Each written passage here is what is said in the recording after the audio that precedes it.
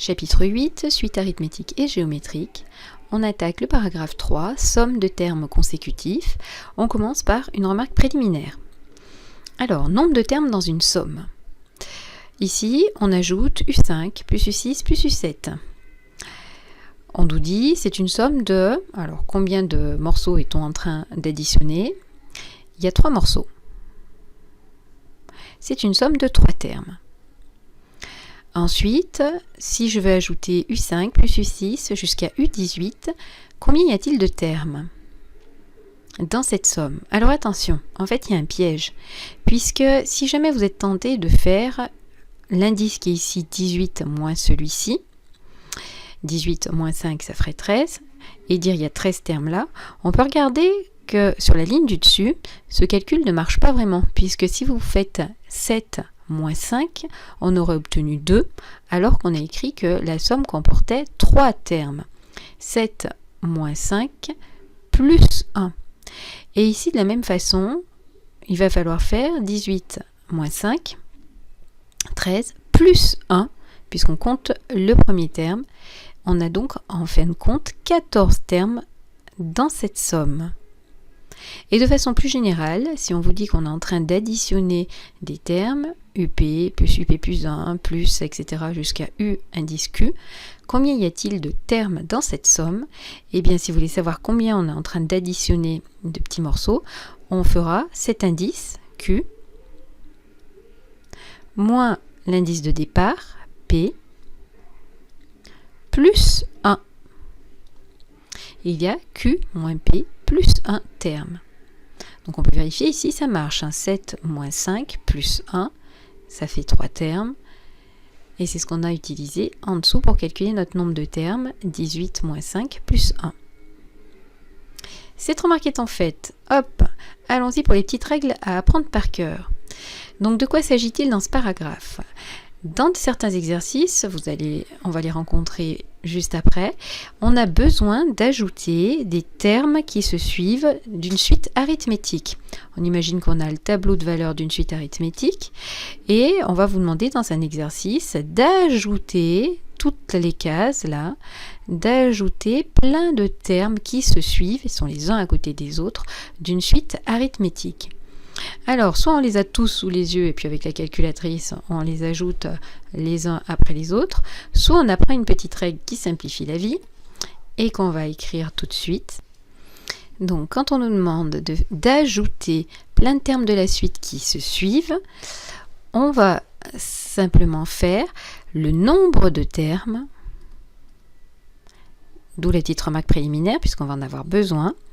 Il faut calculer combien il y a de termes qui sont ajoutés et ce nombre de termes, on va le multiplier par la moyenne des valeurs extrêmes qu'on veut ajouter, c'est-à-dire on va faire le premier terme de la somme plus le dernier terme de la somme divisé par 2.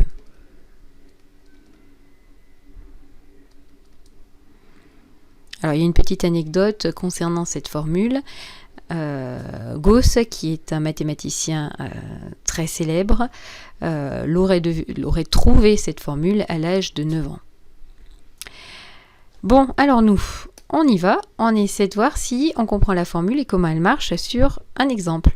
On nous donne une suite arithmétique, on nous dit qu'elle a comme raison 4, que son premier terme c'est U0 égale 15, et on nous demande de calculer la somme de U10 plus U11 plus U12 plus U13 plus U14 jusqu'à U32. On veut additionner tous ces termes de la suite. Donc on peut commencer par faire la liste de ce dont on a besoin pour appliquer notre formule là-haut. On va avoir besoin du nombre de termes. On aura ensuite besoin du premier terme de la somme. Alors pour nous, le premier terme de la somme, c'est U10. On aura besoin du dernier terme de la somme. Et puis c'est tout. Le dernier terme de la somme, c'est U32. Allez, hop, vous mettez sur pause et vous me trouvez le nombre de termes que vaut U10 et U32.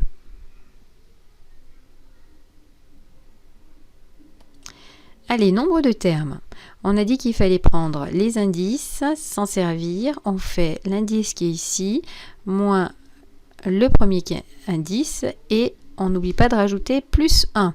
32 moins 10 plus 1, on a 23 termes. Ensuite, U10, comment on fait pour trouver U10 ? Nous, on nous donne U0, donc on va s'en servir. C'est U0 plus 10 bons. Donc nous, la raison de cette suite, elle nous est donnée, c'est 4. Donc 15 plus 10 fois 4, on trouve donc 55. Ensuite, U32, soit on part de U10, soit on part de U0, n'importe. Si on part de U0, il faut faire 32 petits bons. Ça fera 15 plus 32 fois 4. Et on trouve 143. Et puis là, vous avez tous vos ingrédients qui permettent de calculer la somme. On va pouvoir dire ainsi.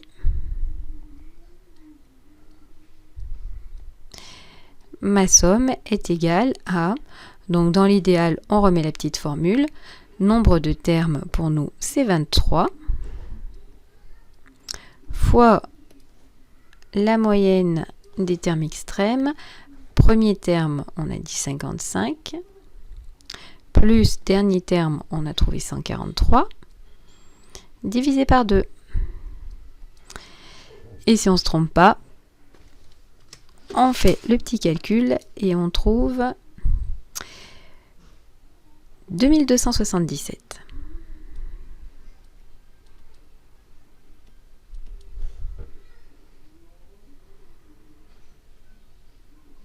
Allez, paragraphe 2. Donc, on recommence, on va s'intéresser aussi à l'addition de termes consécutifs, cette fois-ci pour une suite géométrique. Donc on imagine qu'on attrape plein de cases qui se suivent dans un tableau de valeurs de suite géométrique. On a aussi une petite formule qui nous permet de trouver le résultat du calcul. C'est ce qu'on écrit. Pour calculer la somme de termes consécutifs d'une suite géométrique de raison Q, on va utiliser. Alors, on va faire cette fois-ci le premier terme de la somme.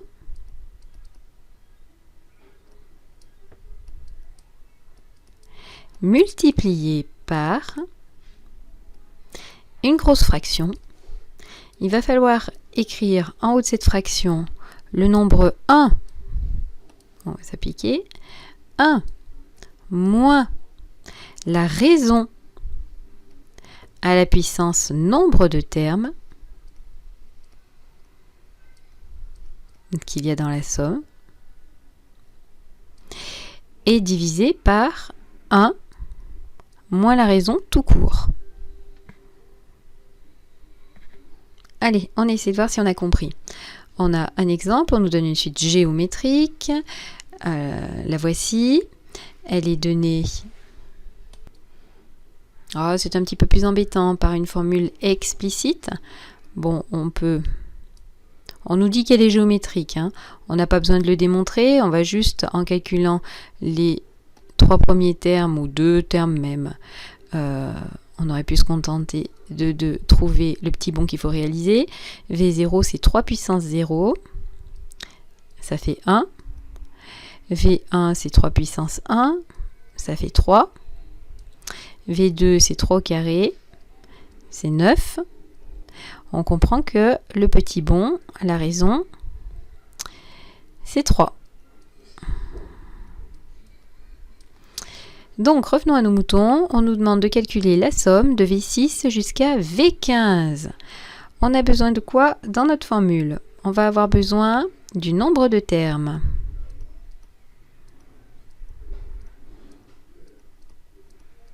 On aura besoin également du premier terme de la somme. Et finalement, on a besoin de la raison. Allez, je vous laisse essayer de compléter tout ça. Le nombre de termes, on utilise les indices, c'est 15 moins 6 plus 1, on trouve 10. Ensuite, le premier terme de la somme, pour nous, c'est V6. V6, on l'obtient à partir de V0 en faisant 6 bonds successivement.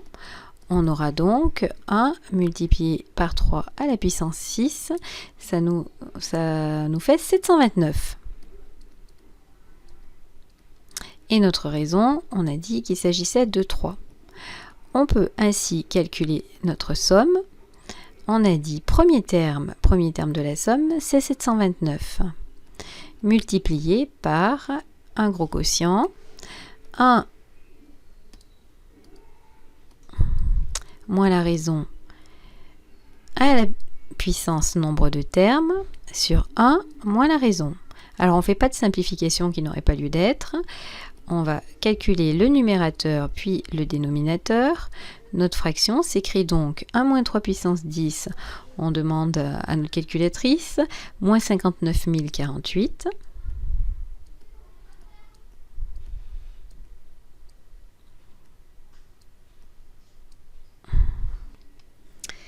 Et quand on fait le calcul, on trouve 21 millions. Oh.